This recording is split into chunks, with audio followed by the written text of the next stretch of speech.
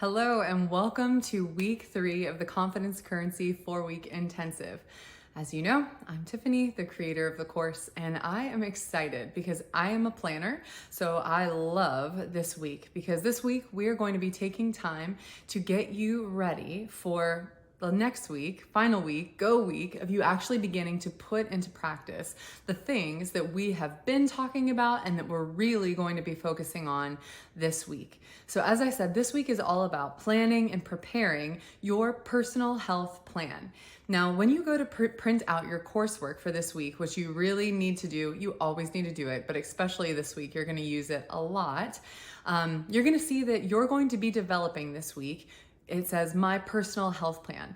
This is the plan where you, by the end of the week, are going to have filled out everything, and you're gonna have a strong foundation and a full idea of what your approach to your healthy life and your achieving your health goals is going to be. We are going to cover everything this week, so make sure that you have that ready to go. Now, it's not going to be perfect. Things are going to change because you're going to learn a lot. And as you continue to learn in your journey of anything, including reaching your health goals, you're going to adjust, you're going to tweak, but by the end of this week, you're going to feel fully ready to go ahead and start living out and walking out your personal health plan. So make sure that you have that printed out, and we are going to jump right in. So, before we start doing any research or actually planning, we're going to take one little step that's going to be really helpful as you begin to prepare for next week, which is Go Week. I want you to identify, and you'll see this in your coursework, just 1 to 2 small goals that during this week, as you're planning and preparing, you can begin to put into action in order to start gaining some of that confidence currency and putting into practice some of the things that we talked about in weeks 1 and 2. So I want you to pick 1 or 2 goals. Now, these are not like super hard things that you don't know the right answers to, and you need to do a bunch of research in order to really determine how to walk these goals out. These are very small and simple goals that you can start to put into practice this week as we plan and prepare so that you can start to earn some of that confidence currency. Now, let me give you some examples. This could be, I'm going to call the gym that I have my, eye on and get information about a membership.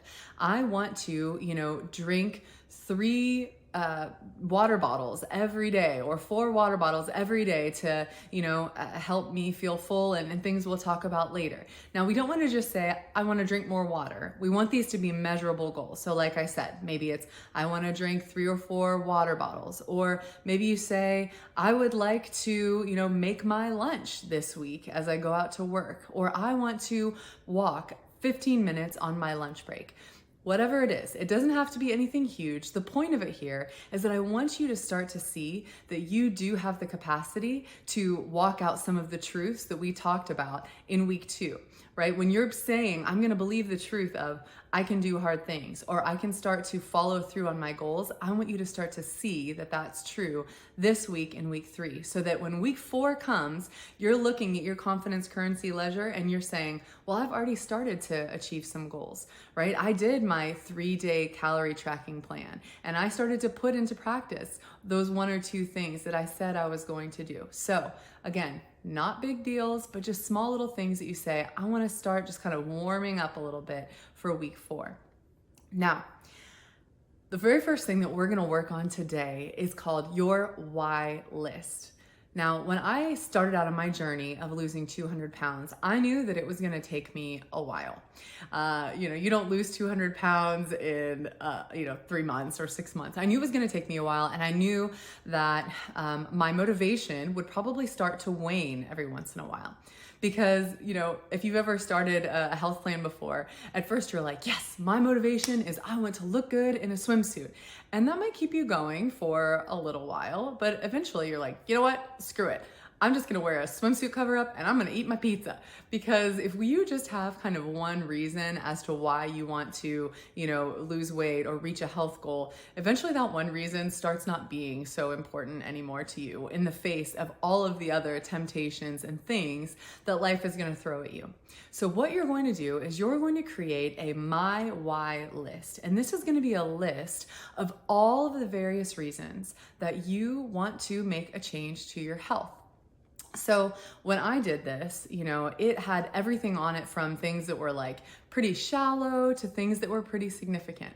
I remember on my why list, I had things like, I want to be able to sit down in a restaurant chair comfortably and not feel like, my sides are being squeezed in, or I want to ride on an airplane without a seatbelt extender, or I want to be able to shop in the same stores that all of my friends are shopping in, right? So there were some things that were a little more, shallow, I guess. But then I also had things that were pretty significant. I had things like, I want to be able to have kids one day and I want them to be proud of me, and I want to be able to live a healthy life, and I want to be able to, like not feel like I'm sitting next to someone who's attractive and that they're maybe like grossed out that they even have to sit by me. Those are the kind of thoughts that were going through my head weighing 350 pounds as, someone in my early 20s.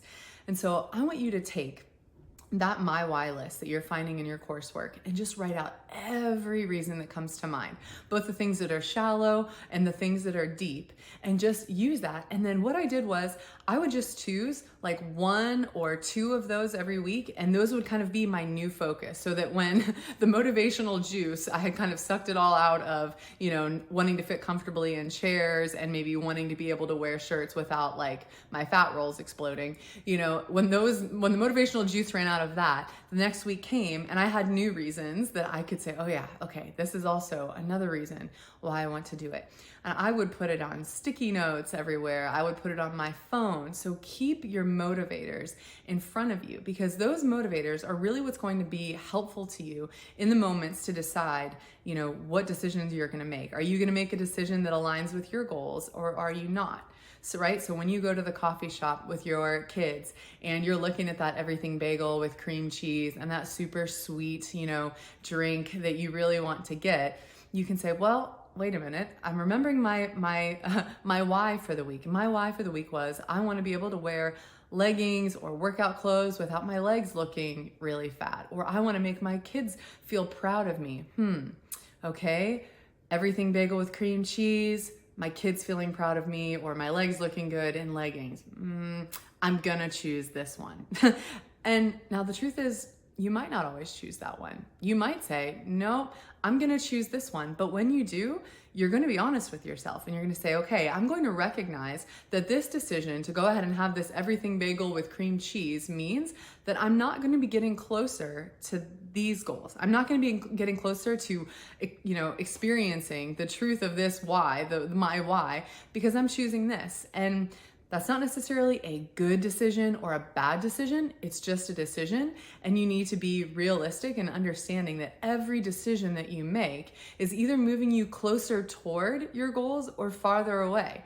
And that just has to be something that you own. It's not necessarily a good or a bad thing. It's just it's a reality of I'm either moving closer to my goals or I'm moving farther away from them. So that my why list is a huge tool in your arsenal that you will continue to use. So today, just sit down and think through, what are all of the situations that my weight is bothering me, that it's holding me back? What would I like to be able to, do if I reached my goals? What are your whys?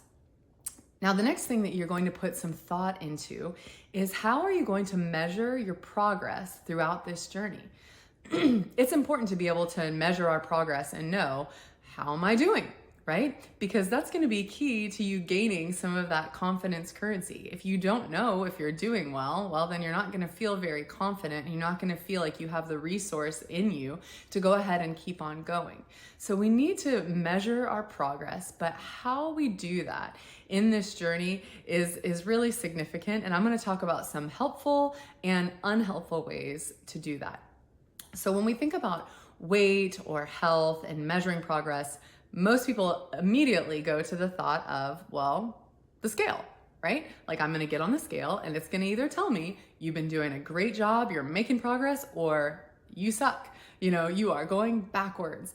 And, here's what I'm going to say about the scale. Now, I have been on this journey for a long time. I've lost a lot of weight, been there, done everything you could think of, right?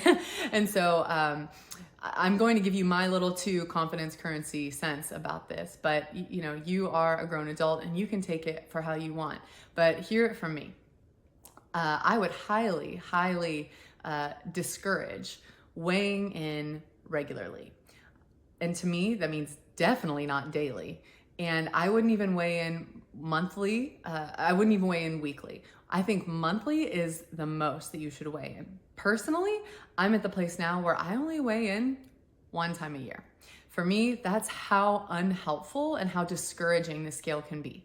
Because I don't know how many times I will have had a great week. I will have, my nutrition had been on point. I had been at the gym, 5 or 6 days. I had been making so many strides. I've been doing things fitness-wise that I had never done before. I just felt like so confident about my progress that I was making with my nutrition, and I was meeting my goals. And then I step on the scale and I would see I had gained a half pound, or I hadn't lost anything, right? And I would have been so sure stepping on that scale that I was gonna see like a 3 or 4 pound loss. And as soon as I stepped on the scale and saw that number, it was just like, I was just deflated, right? And I just wanted to like throw it all out the window and go get some ice cream and just say the heck with it. Like if I'm doing my very best and it's still not resulting in, any success because the scale is telling me it's not, what's the point? And I just felt like throwing my, hands in the air and just saying, I'm done with this. And that's what the scale does. The scale is not an accurate measure of the progress that you're making on this journey, right? The scale can't measure the decisions that you're making. The scale can't determine, the mental choices that you're making to say, I'm not going to believe this lie anymore, and I'm going to start to believe this truth. The scale literally can tell you how many pounds your body weighs, and that's it. Right? So I would highly suggest that you just put the scale away for a while and begin to use some other things to determine, are you succeeding? Because measurement is important, but I just feel that the scale is not a good or helpful measurement, and it actually has like a greater opportunity to actually discourage you and derail you on this journey rather than actually help you. Because I can't tell you how many times if you were to look, for example, at I was weighing in weekly when I very first started losing weight. And so, I would have all my little Sundays listed out and I would weigh in every week. And, losing 212 pounds, it's funny, you would maybe think that it would have been, okay, minus 5 pounds, minus 2 pounds, minus 4 pounds, minus 1 pound. It wasn't. It was, minus 1 pound plus 0.5 pounds, minus 0, minus 0.5 pounds, minus 1 pound plus 2 pounds. It just kept going like this. And somehow you would think when you're looking through it, like she's not going to get anywhere. But somehow when I kept going all the way through that, at the end of it, I had lost 212 pounds. But it would have been so discouraging. I would have felt like I was just on a roller coaster ride as if I continued to weigh in, where I wish that I hadn't done that because it actually didn't help me at all. So if I'm not suggesting that you use the scale to measure your success, and I'm saying that measuring success is important, then how do you do it? Well, there's a lot of different ways that you can do it. You can do measurements. So get out, a tape measure and measure your arms and your waist. And there's, it'll tell you how to measure yourself if you just Google it. But you could take measurements and say, okay, once a month, I'm going to measure myself and see how is my body changing. Or you could, take pictures. You could take them from the front and from the side, a visual aid. I think another really important way is to just take a piece of clothing and say, okay, I can see and feel how these pants fit on me as I'm buttoning them. And then, I'm going to try them on one time a month and see how is the fit any different. Or you can just measure your success by saying, am I meeting my goals? In our next lesson, we're gonna take time to talk about goal setting. And the truth is, if you are setting your goals and you're using the tools that I'm giving you, you are going to make progress. And that's why, for the most part, I encourage you to measure your success by saying, am I following my personal health plan? This personal health plan that we're gonna be creating this week. If you are following it, then you're going to make progress. 100%. You might need to tweak things and adjust things here, but if you are following your personal health plan, then you're making progress. And so I encourage you to even just say, I'm going to measure my success not by something I can't control, which is what number is this scale going to show me, but I'm going to measure my success by saying, am I being true to what I said I'm going to do? Am I being disciplined? Am I following through? And that can be a huge measure of success. So go ahead and do that. The last thing that we're going to talk about is your 2 goals that you are setting. So as you set these goals for this week and you fulfill them, go ahead and write them on your ledger. Again, don't be intimidated, don't be scared by this. This is something that's just supposed to be minimal. I'm going to, drink more water. I'm going to measure the calories in my coffee. I'm going to not get dessert whenever I eat out this week. I'm going to take a 15-minute walk, etc. So take time right now to write down what are those 1 to 2 goals that you're going to do to start building your confidence currency. Go ahead and create your why list, the reasons and motivations for why you're setting out on this journey. And very last, determine, how are you going to measure your success? What matters most to you? Is it pictures? Is it measurements? Is it clothing? I want you to take the time to decide all of that. And how often are you going to do it? Are you going to do it weekly, monthly, bi-monthly? There is not a magic, formula here for success. I will tell you what's unhelpful, as I did, about the scale, but you can base it around your personality and what you really feel like is going to be healthy and realistic for you. So take time to do that today. We are starting creating that personal health plan, and you are well on your way to having a solid personal health plan that's going to be sustainable, that's going to be realistic, and it's going to help you reach your health goals.